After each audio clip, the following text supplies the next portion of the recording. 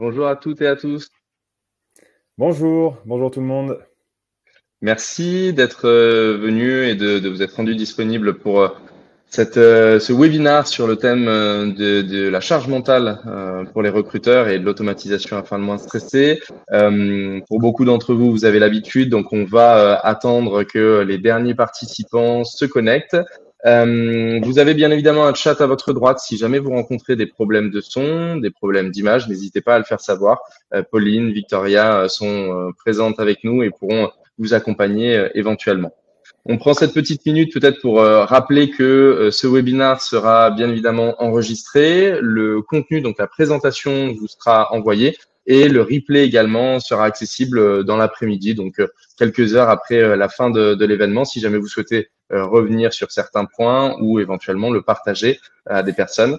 Bonjour, bonjour à tous en tout cas. Je vous propose, avant de débuter, que Alexandre et moi-même nous présentions Ouais, brièvement, comme ça laissera les dernières personnes, aux dernières personnes le temps de se connecter. Alexandre, je t'en prie. parfait. Bonjour tout le monde. Je suis Alexandre Dufaux, le cofondateur de Nuta. Pour la petite histoire, je vais vous donner un petit peu le récap rapide de mon parcours.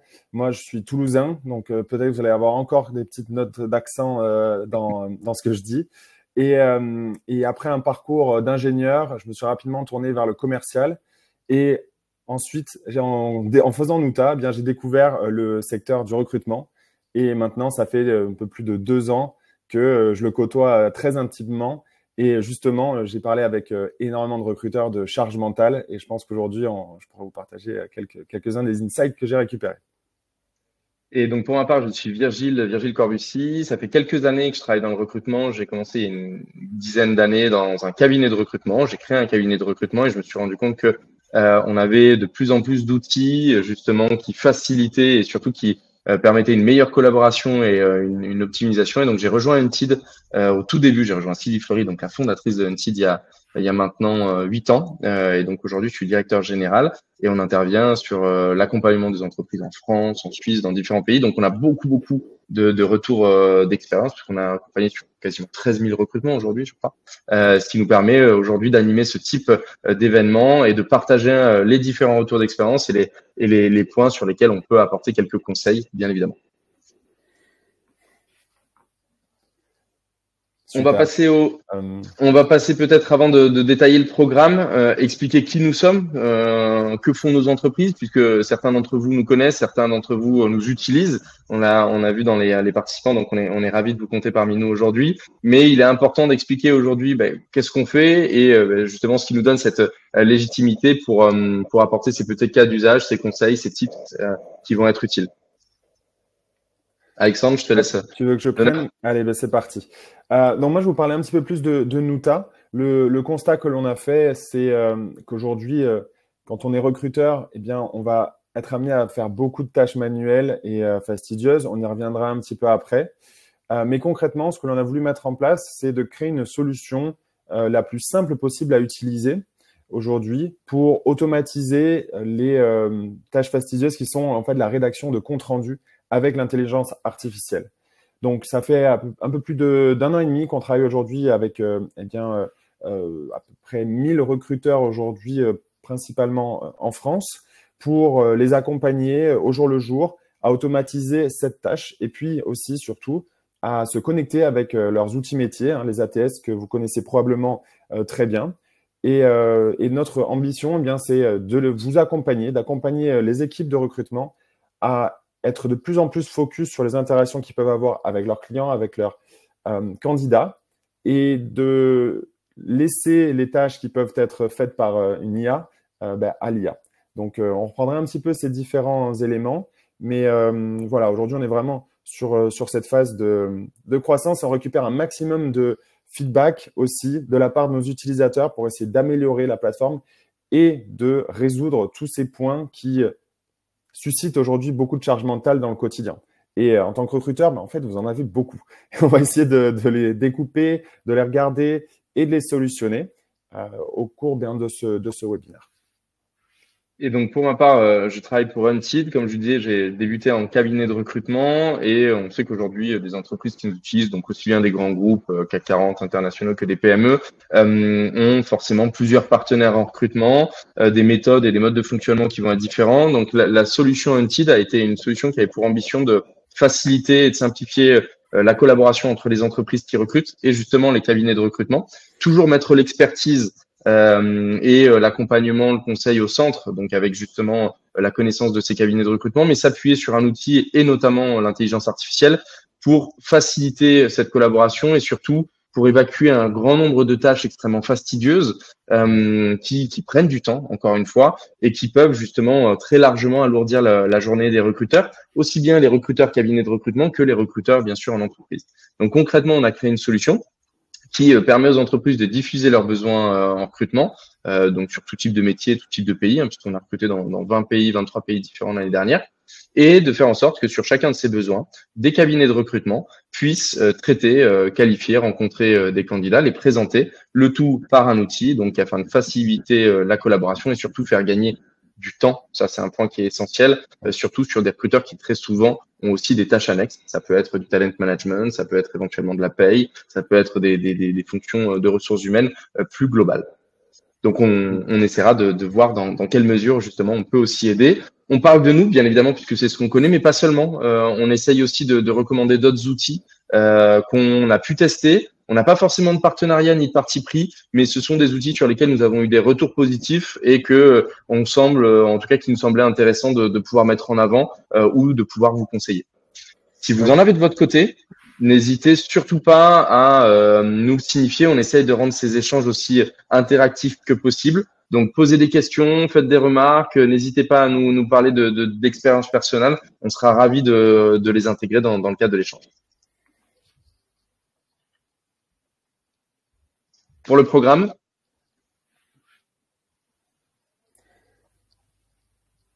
Alors, pour le programme, donc, ouais, je le prends là, le programme, je vais juste revenir dessus rapidement, je pense. On va commencer par parler des problématiques et des défis que vous pouvez avoir dans le recrutement. On va essayer de prendre une vision assez large et on va vous demander aussi, vous, quels sont les défis que vous rencontrez au quotidien, parce que c'est important pour nous d'en rendre compte et on pourra peut-être rebondir dessus également. Ensuite, on regardera, une fois qu'on a vu les problèmes, surtout, on va aller chercher les solutions. Aujourd'hui, qu'est-ce qui existe? Un petit peu ce que Virgile vient de dire, c'est quelles sont les solutions qui vont pouvoir aujourd'hui être utilisées à date et plug and play, rapide à implémenter pour se débarrasser de ces problématiques, de ces tâches chronophages. Et puis derrière, on parlera aussi des cas d'usage concrets qu'on a chacun avec nos clients, qu'on a pu remonter, quelques mesures et quelques KPI qui peuvent être intéressants. Alors, pour commencer, les défis. Alors, nous avons essayé de découper un petit peu le recrutement. Alors, ça va dépendre un petit peu de vos cas d'usage, mais souvent, il vient d'une expression d'un besoin, qui peut être d'un client ou d'un manager en interne qui va en fait avoir un besoin de recrutement, qui va vous demander ensuite bien de rédiger des offres, si elles ne sont pas déjà pré-rédigées. Donc déjà, cette rédaction d'offres peut prendre beaucoup de temps. Il faut être sûr de ne pas manquer des éléments sous-jacents. Ça peut être des choses qui ont été dites ou des non-dits et bien le tourner pour que ce soit aussi d'actualité avec ce qu'il y a aujourd'hui sur le marché. Donc, c'est récupérer les besoins de quelqu'un, être capable de les exprimer de la bonne manière. Ensuite, tout ceci on va le consolider avec le brief client qui récupère l'expression du besoin. Et ça va aussi vous demander de prendre beaucoup de notes, de le partager avec d'autres personnes de votre équipe. Une fois que vous avez en fait toutes ces informations, vous allez devoir les poster. Enfin voilà, vous connaissez tous ces éléments de multipostage. Vous allez devoir chercher des candidats. Donc le sourcing, on arrive au sourcing. Ici, le sourcing, plusieurs méthodes. Vous allez pouvoir soit récupérer de l'inbound en quelque sorte, récupérer ça dans vos bases de données, aller filtrer en quelque sorte. Là, aujourd'hui, ça peut vous prendre énormément de temps, surtout si les bases de données ne sont pas à jour. Et ça, on sait que ça peut être aussi un problème. Donc, tout l'intérêt d'être capable de mettre à jour ces bases de données ou ces ATS dynamiquement. Et ça, c'est quelque chose sur lequel on pourra revenir. Et puis derrière, si vous faites un peu plus de la chasse, dans tous les cas, vous allez devoir aller prospecter ces candidats.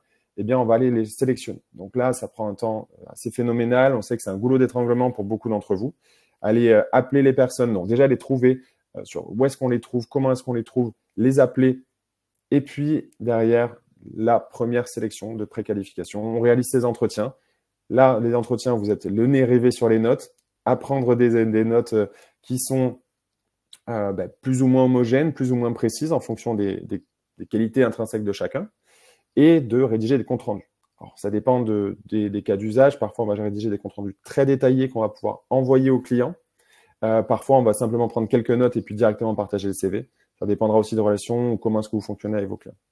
Puis, dernière étape, mais pas des moindres, on reviendra rapidement sur l'onboarding. Une fois que le choix est fait, qu'on s'est statué, eh bien, comment est-ce que on procède à cet onboarding.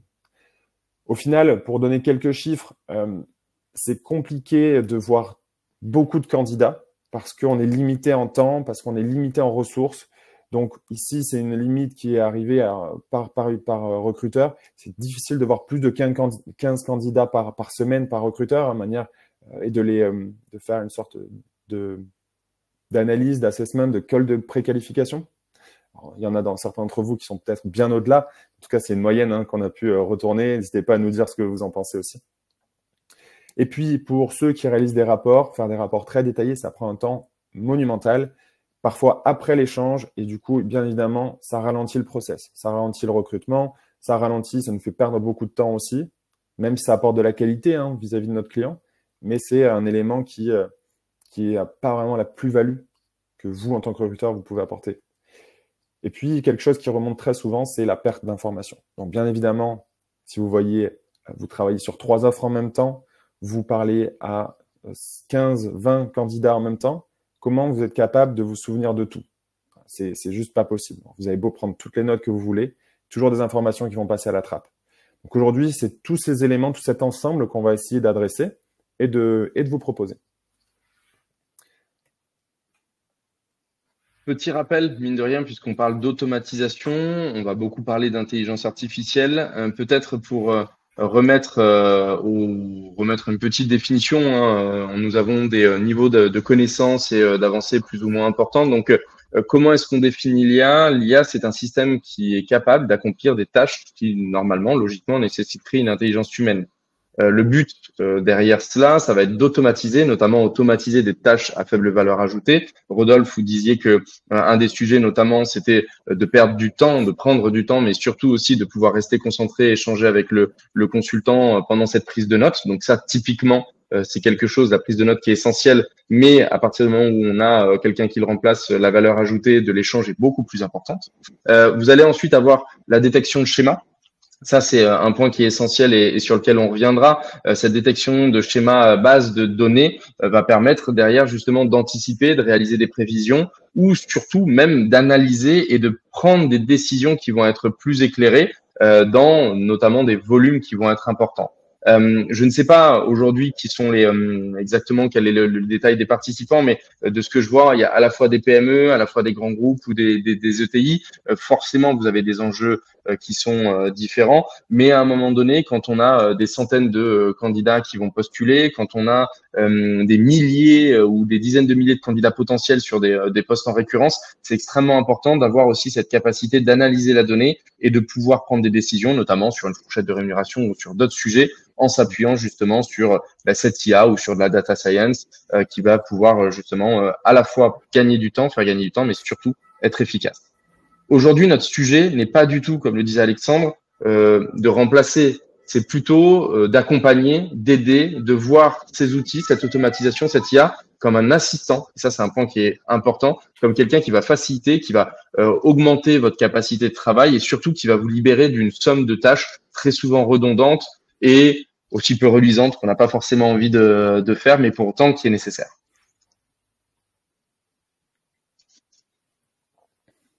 Donc, le recrutement. La première étape, Alexandre en parlait, c'est l'expression du besoin. Encore une fois, selon l'entreprise dans laquelle vous êtes, que vous soyez une PME ou un grand groupe, vous allez être face à des cas très différents. Le premier cas de figure, on va partir d'une entreprise qui doit recruter un profil qu'elle n'a pas l'habitude de recruter, soit puisqu'on est sur une création de poste, Aujourd'hui, on a des métiers qui changent. La data science, il y a encore 8 ans, était très peu connue. On a de nouveaux métiers aujourd'hui, notamment, il y a eu des prompteurs qu'on a vu apparaître et aussi vite disparaître.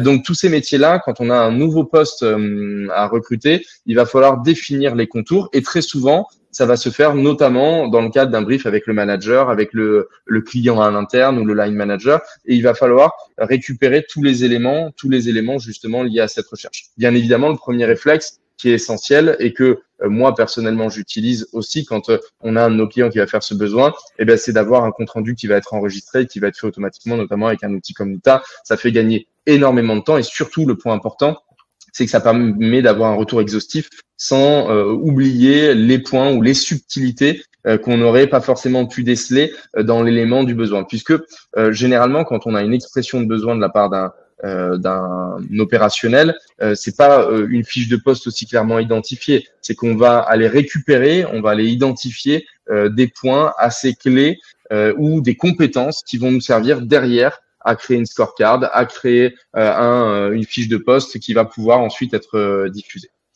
Point important, nous, comment est-ce qu'on accompagne nos clients là-dessus? Donc, comme je vous le disais, nous accompagnons des entreprises qui vont diffuser des offres d'emploi. Et la première chose, en fait, c'est que nous avons créé une IA générative. Donc, vous avez ChatGPT qui le fait très bien aussi. Vous verrez, il intervient quasiment sur tous les items qu'on peut balayer sur la génération de contenu. Et donc, dans ce cadre-là, en s'appuyant sur une typologie de métier, sur des compétences, sur un diplôme, sur un titre, on va pouvoir générer dans un premier temps une fiche de poste. Quel est l'intérêt? Ça évite tout simplement de partir de la page blanche ou de la feuille blanche et d'avoir déjà une première base qui va être ensuite à retravailler. Deuxième point qui va être essentiel, c'est qu'aujourd'hui, quand vous recrutez, notamment sur des nouvelles fonctions ou même sur des fonctions de manière générale, les titres changent énormément. Vous avez un commercial, un chargé d'affaires, un business developer, un sales manager, pour des nomenclatures différentes, mais au final, une même typologie de métier.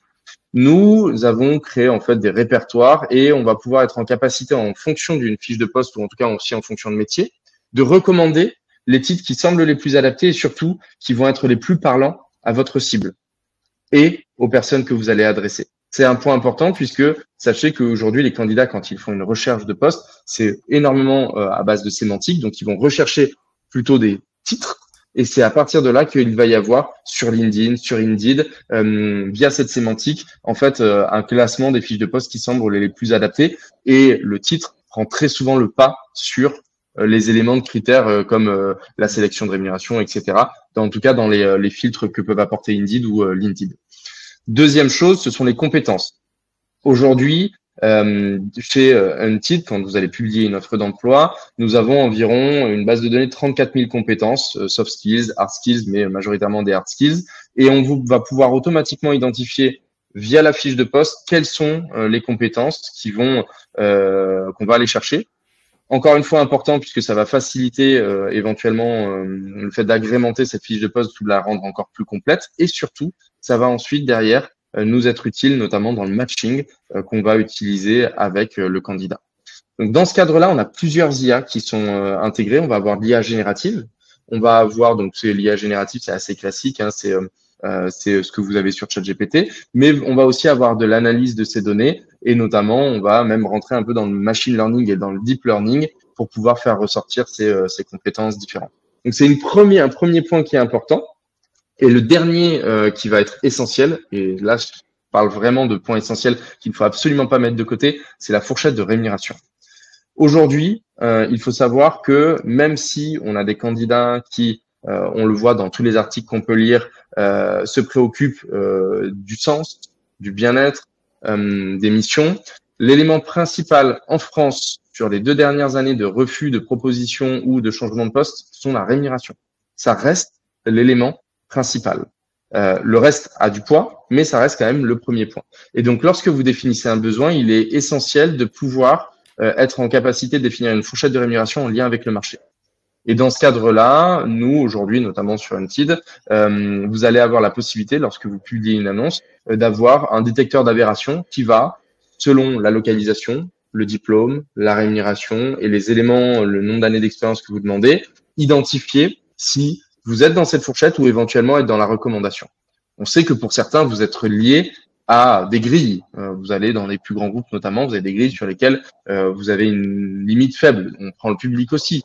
Ça, c'est des points sur lesquels nous sommes confrontés. En revanche, il est extrêmement important d'être conscient de son positionnement par rapport au marché. Nous, ça fait partie d'une des fonctionnalités. En revanche, il y a une structure qui s'appelle Figures, qui est une société française, qui est uniquement dédiée à ça. Alors, c'est des budgets plus importants, c'est notamment dans une politique plus globale. Donc, je pense que ça s'adresse surtout à des ETI et des grands groupes. Je parle pas en leur nom, mais je sais que les retours sont positifs, en tout cas même très positifs de ce qu'on a pu entendre de notre niveau. Et ça va permettre plutôt de s'inscrire dans une logique de comp and ben, de compensation and benefits, si vous voulez revoir votre stratégie de rémunération et notamment de coller avec le marché. On sait que c'est un outil sur lequel, en tout cas, on a une pertinence, là où jusqu'à présent, il y avait beaucoup d'outils qui se targuaient de le faire, mais les retours étaient plutôt mitigés. Donc voilà ce premier point. On voit déjà, d'ores et déjà, que sur la brief, donc sur le brief, toute la partie résumée, puisque ça se fera pas en une fois, eh bien, on va pouvoir avoir un accompagnement avec l'outil. Ensuite, sur la rédaction de l'offre, sur la détection des compétences clés et sur la rémunération, on va avoir une automatisation ou une IA qui va vous faire gagner du temps et en plus qui va vous permettre d'être entre guillemets plus efficace puisqu'elle va s'appuyer notamment sur des données qui sont extérieures et qui vont refléter le marché. Pourquoi est-ce que cette étape est importante? Je tiens à le préciser, selon la DARES, en France, il y a 38% des CDI qui se terminent au cours de leurs 12 premiers mois. C'est beaucoup trop court sur un CDI et on sait que c'est un coût, ou en tout cas c'est une perte d'argent pour l'entreprise qui est importante, à la fois pour le coût qui a été donné au recrutement, mais aussi pour le temps de formation des autres collaborateurs qui ont dû l'accompagner et le business qu'on va perdre. Donc on sait que cette partie de définition du besoin, elle est clé dans le succès derrière d'un recrutement. Oui, complètement. Et pour rebondir un peu sur ce que tu dis, Virgile, il y a cette partie d'argent monétaire, en fait, quand on fait un recrutement qui, au final, est un échec ou qui ne va pas au bout. Mais il y a aussi ce que ça va impliquer sur les collaborateurs, parce qu'il y a aussi encore une fois, un petit peu, je sais pas si on peut dire charge mentale, mais quand il y a un collaborateur qui arrive et qui sort, on a mis beaucoup d'énergie, on l'a présenté à tout le monde, et puis il s'en va. Donc, l'expression du besoin est effectivement clé là-dedans, et parfois, on va pas assez loin là-dessus, on essaie de la standardiser un petit peu. Et je pense que cette standardisation de l'expression du besoin, elle risque elle accentue en fait ce risque de faire un mauvais recrutement parce qu'on n'a pas détecté les bons éléments et pas créé la bonne scorecard au final. Donc on n'a pas vraiment le bon title, on n'a pas la bonne branche de rémunération et puis en fait on ne sait pas exactement quels sont les éléments clés qui est pertinent qu'il nous faut absolument chez ce candidat. Et ça, c'est que en creusant l'expression du besoin, que derrière l'offre d'emploi parfaite, en fait, en quelque sorte, peut sortir.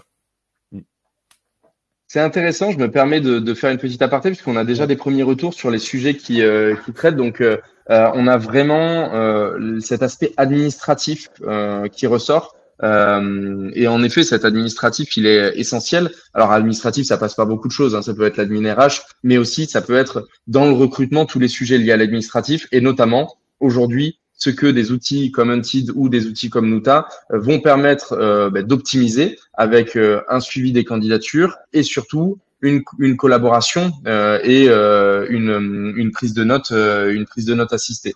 Il y a un point qui est intéressant, c'est gérer l'impatience et les exigences du service recruteur. C'est un point qui est très, très intéressant. Et aujourd'hui, des outils, je sais que on en reparlera tout à l'heure, mais les ATS, l'utilisation d'ATS va permettre tout simplement de donner une visibilité sur l'état d'avancée du processus. D'ailleurs, si jamais vous voulez répondre à ce petit outil, c'est un peu anticipé, mais ça nous sera utile par la suite. Ça va être un moyen de donner de la visibilité aux recruteurs. En revanche, il y a un point dans les exigences et le service du recrutement qui est extrêmement intéressant, c'est que quand on lance un recrutement et notamment quand on se fait accompagner par une solution comme la nôtre, ça permet d'avoir un retour marché. Ça permet d'avoir des progress reports et surtout une visibilité sur aujourd'hui comment est situé le marché, qu'est-ce qu'on peut avoir avec la recherche qu'on fait et éventuellement d'avoir des éléments globaux de difficultés, mais surtout d'évolution de la prise de brief ou en tout cas de la recherche. Je m'explique. Si demain vous lancez une recherche d'un ingénieur et que votre donneur d'ordre demande quelqu'un qui ait 6 ans d'expérience sur cette techno, mais qui en même temps souhaite pas manager, et qui en même temps souhaite 40 000 euros de rémunération et qui en même temps soit mobile sur Paris, etc. Aujourd'hui, vous pouvez lui dire, mais ça n'existe pas. Le fait d'avoir aussi un conseil extérieur qui s'appuie sur une donnée globale en France et d'avoir une visibilité sur votre marché se réduit à potentiellement 10 candidats, c'est aussi quelque chose qui va vous aider à faire patienter et en tout cas à prendre conscience aux recruteurs internes, aux line managers ou aux clients internes que cette recherche n'est pas possible et qu'il va falloir tout simplement faire preuve d'une certaine forme de souplesse ou faire évoluer ses exigences.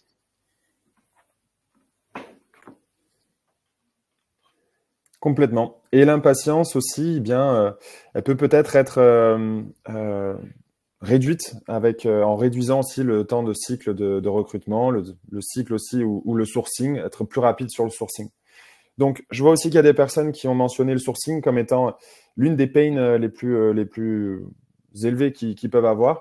Donc ici, dans cette étape, une fois qu'on a le brief, qu'on a notre offre d'emploi, qu'on l'a posté ou qu'on en est à cette étape-là, comment est-ce qu'on fait aujourd'hui pour faire ce sourcing? Donc, il y a des solutions qui vont exister, mais déjà, ce qu'on va pouvoir faire, ça va être, vous allez déjà pouvoir aller chercher des candidats comme vous le faites aujourd'hui. Avec une bonne offre d'emploi, vous allez pouvoir récupérer des bons filtres. C'est ça aussi qui est important, des bons filtres qui vont permettre de trouver les bons profils. Comme le disait Virgile, avec le titre exact, aujourd'hui, par exemple, sur un profil commercial, bien, il y a dizaines, voire des cinquantaines de titres pour un commercial aujourd'hui. Est-ce que c'est anglais, est-ce que c'est français, je parle du titre, hein, où est-ce qu'il va se positionner? Et donc, avec ces bonnes informations, on va pouvoir faire un sourcing qui va être plus niché, plus adapté, et donc trouver la personne qui ressort le mieux. Et pas avoir 350 ou 500 CV à aller chercher. Donc, ça, c'est important. Un autre élément pour le sourcing que je voulais mentionner, ça rejoint un petit peu la partie admin aujourd'hui, qui, je pense, qui est vraiment améliorée avec Nuta. C'est au cours de l'année, vous allez voir, essayez d'imaginer le nombre de profils que vous êtes capable de rencontrer au cours d'une année. Ces profils que vous allez voir, eh bien, être capable d'envoyer des rapports très détaillés de leurs expériences, vraiment de ce qui a été dit pendant un entretien, et de le mettre à jour dans un ATS. Ça va permettre demain bien d'avoir un outil, qui est votre ATS, beaucoup plus intelligent et beaucoup plus réactif pour aller trouver les candidats potentiellement. Donc ça peut être une solution. Aussi, lorsque vous allez voir tous ces candidats, eh bien, ça va être important d'être capable de générer des comptes rendus. Donc, je vois aussi que c'est des pains pour beaucoup de personnes entre l'admin, le compte rendu, l'ATS. Aujourd'hui, les comptes rendus, ils sont quasiment obligatoires pour la plupart des recruteurs. Avec la solution comme Nuta, nous, on a accompagné plus de 1000 recruteurs aujourd'hui. Et ce qu'il se passe, c'est qu'on est capable d'automatiser cette brique-là. Comment ça fonctionne? Ça va être assez simple, hein. On demande de se connecter Nuta à vos réunions et ainsi, ça va vous permettre de les enregistrer. Nuta, une fois que c'est dans votre réunion, que c'est dans votre quotidien, ça va les enregistrer, ça va vous générer un rapport 5 minutes après la fin de l'échange. Ce rapport, vous pouvez le personnaliser et on sait que chacun des recruteurs, chacune des sociétés a des process différents, a des trames d'échange différentes. Et ce rapport qui va être généré, vous allez pouvoir l'adapter. Par exemple, aller chercher bien au début le profil du candidat synthétique, quand est-ce qu'il est disponible, quelle est sa gamme de salaire qu'il demande, gamme de salaire actuelle. Et vous allez pouvoir peut-être demander d'aller chercher la trame professionnelle, mais de manière beaucoup plus détaillée que ce que vous trouvez aujourd'hui sur le CV. Moi, les retours que j'ai beaucoup, c'est que lorsqu'on prend des informations à la main, on va essayer d'aller chercher les motivations. Pourquoi est-ce que le candidat il a changé? Pourquoi est-ce qu'il est passé de cette expérience à celle-ci? Pourquoi est-ce qu'il en est là aujourd'hui? Raconter l'histoire un petit peu sous-jacente qu'il y a derrière son CV. Et c'est ce qu'on propose aujourd'hui avec une nouvelle IA qu'on a mis au point dans Nuta, qui est capable d'aller chercher des rapports qui peuvent aller faire 2-3 pages sur un entretien candidat d'1 heure, par exemple. Et ce rapport, notre but, nous, c'est qu'il soit le plus proche possible de ce que vous faites déjà aujourd'hui à la main et que vous puissiez juste le relire et l'envoyer à votre client, l'envoyer directement au client. Il y a d'autres éléments aussi que nous, on commence à pousser et qui, je pense, peuvent permettre de réduire ce cycle d'impatience. Ça va être les clips. Alors ça, c'est quelque chose d'assez moderne, c'est-à-dire que, et que je pense qu'il y a beaucoup d'avenir aussi, c'est lorsque vous allez faire des entretiens, on va avoir, on va aujourd'hui envoyer des rapports textuels. Demain, je pense que ça pourrait être beaucoup plus pertinent d'envoyer les échanges que vous avez eus avec la personne. Imaginez un client, au lieu de lire un rapport de plusieurs pages, est capable de revivre les meilleurs moments de l'entretien et de se projeter directement avec le candidat. Alors effectivement, il y a le risque que le client vous dise non, ce candidat il ne me convient pas, mais dans tous les cas, ça serait arrivé là. Donc en fait, vous allez réduire votre cycle de recrutement et justement, si le candidat convient, en pouvant se projeter sur comment il parle, comment il se tient, c'est tous ces éléments un petit peu sous-jacents qui, même si vous, en tant que recruteur, vous êtes projeté à la place du client, vous ne serez jamais vraiment lui et vous ne serez vraiment jamais aussi le manager si jamais vous recrutez pour de l'interne. Et donc, envoyer des trames de vidéo ou audio de cet entretien candidat peut aussi drastiquement améliorer la manière dont vous recrutez et clairement le cycle de recrutement. Donc ça, je pense que c'est des éléments qui sont en train de venir et nous, on commence à voir chez nos clients. Alors, pour vous donner un petit peu de perspective avec qui on travaille et chez qui on a pu implémenter ça et quelques ROI que cela implique, nous, on a travaillé avec des sociétés du CAC 40, des sociétés aussi qui sont des cabinets de recrutement, voilà, de cabinets de chasse également, et des recruteurs indépendants. Donc, pour vous dire, on a vraiment un spectre assez varié également, je pense comme Virgile et Antid. Et ce que l'on peut voir rapidement, c'est que l'IA générative, dès qu'elle est implémentée sous cet angle-là, elle fait gagner instantanément du temps. Elle fait gagner du temps en quelques clics. Donc, c'est-à-dire que là, vous l'installez et en une demi-journée, vous voyez déjà le ROI. Et ça, c'est assez rare quand on implémente un outil où parfois il y a de la mise en place, enfin, c'est long à prendre en main, etc. Ce qu'on a pu voir, c'est que chez certains clients qui font du recrutement, des volumes de recrutement élevés, qui génèrent des rapports qui leur prennent 40 minutes à 1 heure, on a des ROI de 3 à 4. On leur fait gagner en moyenne 3 heures, 4 heures par semaine. C'est assez conséquent. Et ils peuvent se focaliser beaucoup plus sur l'échange avec le recruteur, déjà de 1, et aussi, ils peuvent se focaliser à avoir plus de candidats, ce qui est en fait au final ce que l'on souhaite faire. La deuxième chose que l'on a remarqué, c'est que nous, Nuta, on est intégré avec beaucoup d'ATS. Donc, imaginez demain, vous faites votre entretien et Nuta fait tout le travail et vous envoie la fiche de rapport dans l'ATS sur la fiche candidat.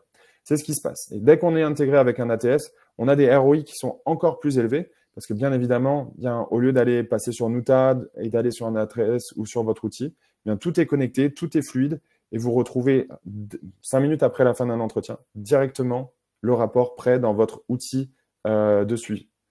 L'un des avantages aussi qu'on n'avait pas forcément imaginé, c'était l'homogénéisation de la donnée. Donc, demain, vous avez tout le monde qui a le même rapport, enfin, en tout cas la même structure de rapport, la même qualité rédactionnelle. Et puis aussi, ça c'est revenu à chaque fois, on parle de charge mentale, mais c'est la réduction de la charge mentale, qui a été un aspect très important dès l'installation en fait. Et c'est vrai que c'est assez difficile et délicat à mesurer. C'est pas une mesure, je peux pas vous donner, voilà, on a 50% de réduction de charge mentale. C'est quelque chose qu'on est capable de demander via des sondages. Et c'est ce qu'on a vu, ça a été assez drastique. C'est dès qu'on a plus besoin de prendre des notes, plus besoin d'avoir peur d'oublier de l'information, on peut se focaliser librement et tranquillement sur un échange. Et ça prend quelques semaines pour se soulager, se dédouaner un petit peu sur l'IA, pour qu'elle prenne un petit peu le relais et puis pour que les habitudes changent. Voilà un petit peu ce que je voulais transmettre. Oui, bien sûr. Ouais. Si je peux me permettre justement un partage de cas d'usage, parce que moi personnellement, je suis un fervent utilisateur et promoteur de Nuta. Quand je recrute pour moi-même, donc pour les propres équipes en interne, puisque on ne fait pas de recrutement en tout cas personnellement, j'en fais pas pour le compte de clients. J'ai eu des cas de figure où en fait ça m'a été extrêmement utile, où ma charge mentale a été très largement diminuée. C'est que on peut enchaîner, on peut être amené à enchaîner et avoir 4, 5 personnes, des fois dans une même journée, puisqu'on a un poste qui va être urgent, sur des processus qui peuvent s'étaler sur 3 semaines. Et notamment, on peut avoir des détails sur les prétentions, sur les attentes ou sur les éléments qui vont faire que le candidat va ou non accepter une proposition. Et systématiquement, on va rechercher dans ses notes, on revient en arrière, mais par moment, on a le souci de se dire, mais qu'est-ce qu'il a dit? Il faut que je sois attentif, il faut retrouver, il faut retourner en arrière. Et ça peut coûter très cher au moment de la proposition qu'on fait au candidat, puisque le petit détail ou le petit élément qui était important pour cette personne-là, eh bien, on l'a mis de côté, on l'avait identifié au début du processus, on n'en a pas reparlé, il s'est passé 3 entretiens entre-temps et on l'a oublié. Aujourd'hui, et je peux le dire très très simplement parce que ça m'est déjà arrivé, sur certains moments, j'ai juste à retourner dans mes notes, donc j'ai mon compte rendu, mais j'ai aussi toute l'exhaustivité de l'échange. Et donc, j'ai pu aller chercher et mettre en lumière le point qui était important en disant, OK, si on veut avancer avec ce candidat, ce point-là est vraiment important et il faut surtout pas qu'on le mette de côté au moment de la prise de la réalisation de la proposition, si on veut être certain qu'il choisisse Untied plutôt que l'autre entreprise avec laquelle il est. Donc ça, c'est aussi un point qui est extrêmement important, qui permet de se concentrer et de pouvoir, en toute sérénité, aller récupérer l'information à un moment donné et se dire, bon, bah, je sais qu'elle est disponible, je sais qu'elle est là et je sais que je n'oublie rien. Et en effet, c'est pas mesurable, mais ça permet d'être beaucoup plus efficace dans l'échange en l'occurrence. Ouais, ben moi aussi, ce que je fais souvent, c'est j'utilise le AI chat un petit peu. On a intégré une sorte de chat GPT dans chacun des entretiens. Et du coup, je demande des informations parce que plutôt que d'aller les chercher dans l'ensemble de la discussion, je lui pose des questions, il me ressort à chaque fois pile poil ce dont j'ai besoin. Et c'est vrai que ça m'aide vraiment. C'est comme une barre de recherche un petit peu intelligente parce que souvent, on a des petites informations précises dont on a besoin et puis on peut aller les rechercher rapidement et piocher en fait dedans. La donnée, en fait, vous l'avez. Elle est là et puis on peut extraire n'importe quelle data très, très simplement. Et puis ensuite, pour ceux qui utilisent les ATS, moi, il y en a quelques-uns qui m'ont dit que c'était super utile parce que ça rentre dans la barre de recherche. Donc, quand on a un candidat qui va nous dire peut-être, allez, 2000, 2500, 10 000 mots dans un entretien, eh bien, on va être capable de rechercher les informations à travers la barre de recherche générique de l'ATS. Donc, ça peut être quelque chose d'intéressant. Et aussi, je pense qu'on peut dire… Ouais, pardon. Vas-y. Quelques mots, j'allais dire sur Volubile aussi, mais oui, en effet. Et avant, juste, je termine sur les ATS, puisque vous êtes 70% au sein de l'échange à utiliser un ATS, donc c'est une large majorité. Là où, dans votre quotidien, vous êtes tout de même 50% à utiliser l'IA. Donc, très souvent, c'est de manière aussi conscient ou entre guillemets inconscient. Quand on utilise Amazon, par exemple, il y a de l'IA qui est sous-jacente.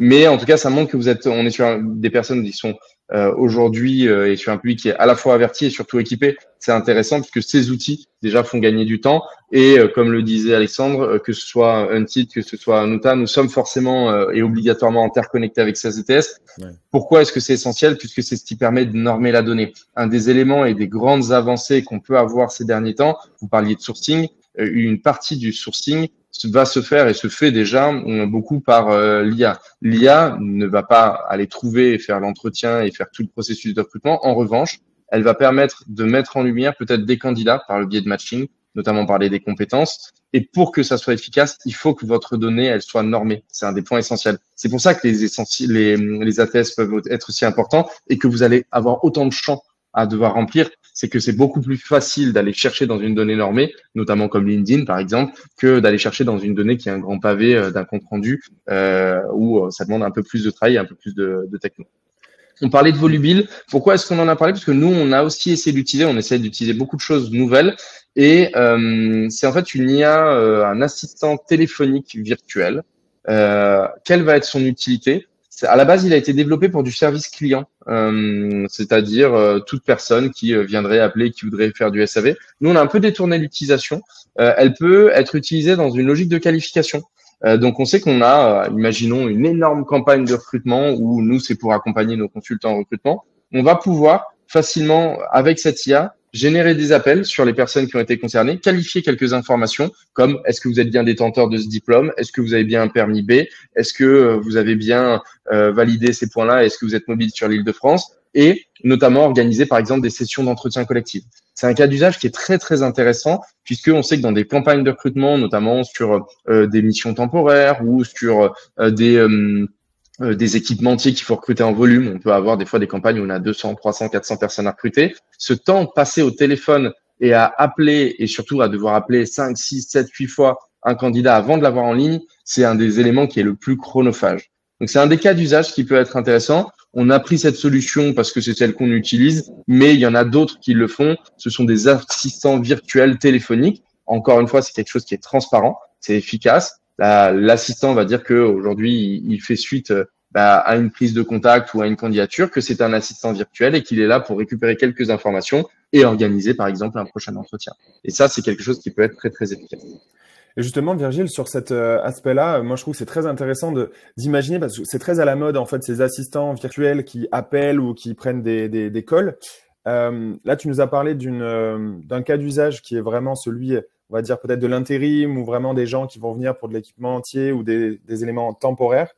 Est-ce que toi, tu vois ça un petit peu se démocratiser dans le quotidien en fait du recrutement, surtout sur la préqualification, des appels pour aller justement remplir des champs et un peu enlever cette épine du pied du recruteur? Ou est-ce que tu penses que ça restera toujours manuel? Et je serais curieux de savoir aussi ce que pensent les gens qui sont avec nous dans le recrutement, dans le webinaire.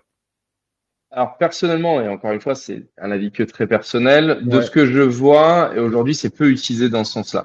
Toutefois, il faut savoir que, n'oublions pas, on a quelque chose, on a le règlement, le RGPD qui est présent, et à partir du moment où vous détenez un ATS, donc 70% d'entre vous, vous êtes automatiquement lié à justement un traitement de ces données bien spécifiques, une anonymisation, une mise à jour, etc. D'autant plus quand il s'agit de candidats et de données personnelles liées au recrutement, ça fait partie des données les plus sensibles. Un des éléments qui peut être justement intéressant, c'est cette mise à jour. En fait, il faut savoir que pour pouvoir conserver une donnée, notamment, vous devez avoir l'autorisation du candidat ou de la personne. Donc, il faut que ça soit une donnée qui soit opt-in. Et donc, un des éléments, une des manières qu'on fait, c'est de revalider par mail aujourd'hui le fait qu'on ait le droit de conserver cette donnée. Pourquoi pas imaginer que demain, automatiquement, on est à échéance régulière, tous les 12 mois, par exemple, à la fois une prise de contact pour valider le droit de conservation des données, mais surtout pour une mise à jour, comme tu disais, Alexandre. Le point qui est important, c'est qu'on sait que ces données, elles sont assez vite périmées, entre guillemets, au bout de 6 à 12 mois. Un ATS tourne à hauteur de 30%, je crois, c'est 30% sur les 6 premiers mois, sur 6 mois consécutifs. Et donc, dans ce cadre-là, ça peut être une tâche essentielle qu'on ne fait pas, chronophage, mais qui peut être assistée notamment. En revanche, pour les premiers entretiens, je sais qu'il y a quelques services qui le font, mais je n'ai pas encore de retour d'expérience de vrais assistants virtuels qui réaliseraient l'entretien, le premier entretien. J'ai vu quelques vidéos passer, mais je ne sais pas si c'est utilisé, je ne sais pas encore si c'est efficace. Je ne sais pas si vous avez parmi les participants, n'hésitez pas à nous partager si vous utilisez ce type d'outil. En tout cas, j'ai jamais rencontré de personne qui le faisait, qui m'avait fait un retour concret. Alors moi, ouais, Et encore moins des cabinets de recrutement. On m'a juste, il y a quelques clients qui m'ont évoqué l'idée de la faisabilité, voilà, qui ont montré que ça pourrait les intéresser, mais c'est vrai que je vois ça d'un œil un petit peu curieux, on va dire, et voir un petit peu comment ce sera, on va dire, approché par les recruteurs. Et bien évidemment, la plupart de ceux avec qui j'ai pu échanger le voient ça d'un mauvais œil, hein, bien évidemment. Donc voilà. Il y a eu un chatbot, pour la petite anecdote, il y a eu un chatbot, voilà, je ne sais pas le nom, mais d'un grand groupe pour il y a plusieurs années. Alors on n'avait pas le niveau de maturité. Le problème, c'est que l'IA, très souvent, on peut avoir des biais qui en découlent, notamment pour plein de raisons. Un des résultats, c'est que très rapidement, en fait, l'IA a été extrêmement discriminante, qu'elle s'appuyait sur les personnes qui étaient déjà en place dans l'entreprise et que très rapidement, en fait, elle a reproduit des biais. Alors que l'objectif c'était de les contourner, et donc cette IA a eu des propos déplacés, et donc très rapidement ça a été coupé. Ça c'était il y a quelques années. On sait qu'on a une évolution là-dessus, mais en tout cas il faut le prendre avec précaution. Aujourd'hui, nous, notre parti pris, c'est que l'IA, en tout cas chez Empted, doit être un assistant, doit faciliter la vie, doit faciliter le quotidien. On le voit comme un stagiaire ou comme un assistant virtuel. Par contre, c'est pas quelqu'un qui doit remplacer les tâches à la plus forte valeur ajoutée, notamment sur la partie relationnelle, échange. Aujourd'hui, en tout cas, peut-être que demain, ce sera le cas. Mais aujourd'hui, notre parti pris, c'est de dire que l'humain doit rester en tout cas au centre de l'échange et que l'IA doit être utile pour faire en sorte que on se concentre justement sur cet échange. Okay, je crois que les personnes qui réagissent sont plutôt d'accord avec ce point de vue et cette analyse. Donc, ce qui est intéressant également de voir. Dernier point, non des moindres, l'onboarding, on en parlait. Une fois qu'on a finalisé le recrutement, c'est une bonne chose. Pourtant, comme je le citais plus haut, 38% des CDI en France, selon la DARES, se terminent au cours des 12 premiers mois. Donc, c'est énorme, hein. Alors, il y a certaines entreprises, un recrutement raté, on voit dans les chiffres un peu à boire et à manger, hein, mais on considère, tout bout à bout, que un recrutement manqué coûte environ 75 000, entre 75 000 et 80 000 euros à une entreprise. Pourquoi? Il y a le coût du recrutement, donc le temps du recruteur hein, qui va y passer. Un recrutement, c'est 50 heures à peu près en moyenne. On estime que c'est 50 heures tout mis bout à bout, hein, entre l'onboarding, les tâches administratives, les entretiens réalisés par les line managers, le sourcing et autres. On estime ça à peu près à 50 heures si on est sur un recrutement unique. Donc déjà, il y a ce premier point. Et deuxième point, il y a tout le temps, comme l'indiquait Alexandre, de temps de formation dédié des collaborateurs, la charge qui va retomber sur eux et le business qu'on va potentiellement manquer ou en tout cas le problème que ça va générer sur le fait qu'on est soit quelqu'un de manquant, soit quelqu'un qui va pendant l'espace d'un temps ne pas pouvoir opérer. Donc c'est extrêmement important de porter autant d'attention sur l'onboarding et sur l'intégration de ces candidats que sur le processus de recrutement en lui-même. Et on sait que très souvent, les lines, ou ce que, comme dit Alexandre, les clients, les clients managers, les recruteurs les line managers, les clients qui recrutent en interne, ont peut-être moins d'attention à porter et vont très vite être dans une logique d'opération entre guillemets et de mise en production, mise en machine du recrutement. Donc c'est pour ça que l'intégration doit être quelque chose aussi très souvent porté par les ressources humaines, porté par les recruteurs en entreprise. C'est essentiel et on sait qu'il y a plusieurs outils qui le font. Un d'entre eux, c'est Talmundo.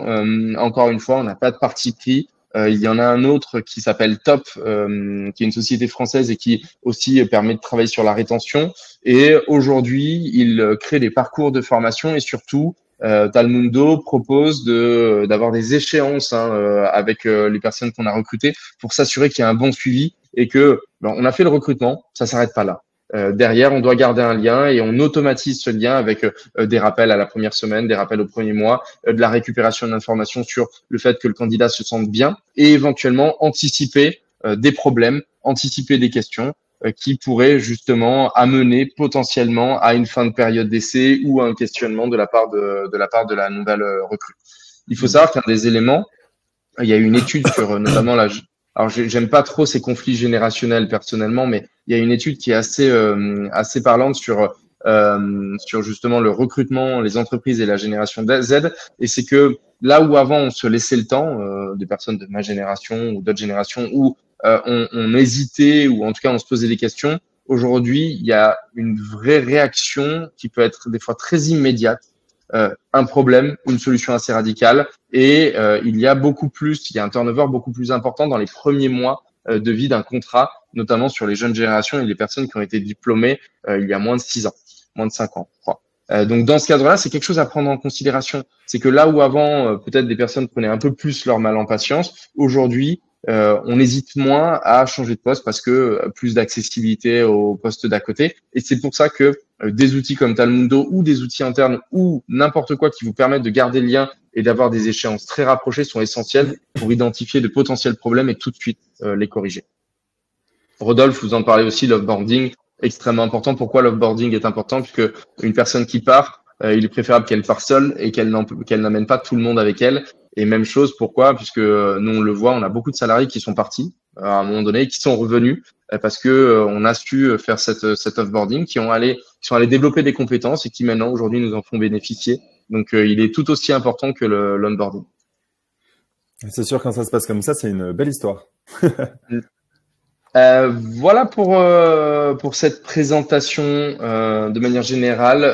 Je pense qu'on a essayé de vous partager quelques outils, quelques tips, quelques cas d'usage.